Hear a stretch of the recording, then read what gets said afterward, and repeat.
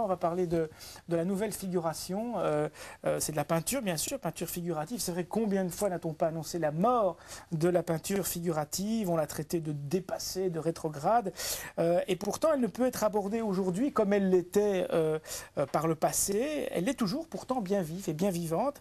La galerie.be, alors c'est une galerie qui est à la fois réelle, une vraie galerie, mais aussi une galerie, je dirais, virtuelle, informatique, puisqu'on peut la retrouver sur le net. Eh bien, cette galerie consacre une exposition à travers les œuvres de 5 artistes belges pour montrer cette peinture figurative dans sa diversité. Sabine Ringelheim et Philippe Avanzi ont eu l'immense privilège de rencontrer les artistes en question, en tout cas 2 d'entre eux. Voici leur reportage.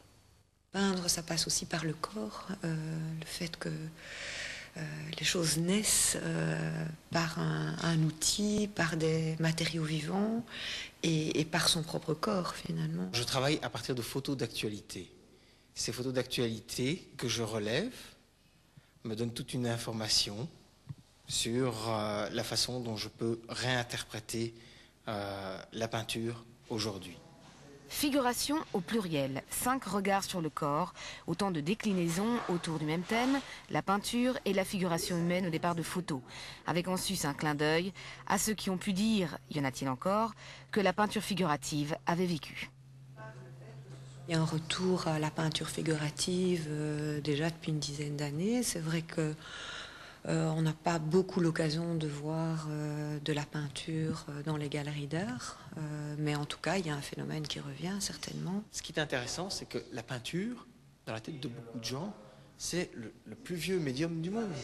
Et quel est l'intérêt de peindre aujourd'hui? C'est la question principale que j'ai voulu poser au travers de cette exposition. Je joue avec différentes strates, donc par exemple des liens entre des ombres, c'est-à-dire le passage de personnages ou d'éléments qui peuvent exister mais qui ne sont plus. Le fait de jouer avec différents niveaux de transparence, ça permet de créer en fait des liens dans l'imaginaire. Quel plaisir vous avez à peindre? C'est une nécessité, c'est quelque chose qui... Pourquoi la peinture plutôt qu'autre chose?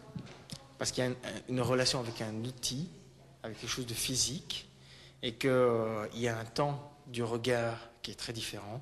On a le temps de poser des questions, de se demander si ce qu'on voit est vraiment fait de telle et telle façon.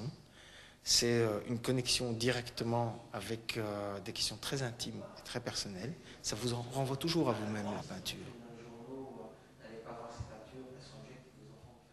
Voilà, à la galerie.be, galerie à la fois interactive, c'est-à-dire une vraie galerie, une galerie sur le net.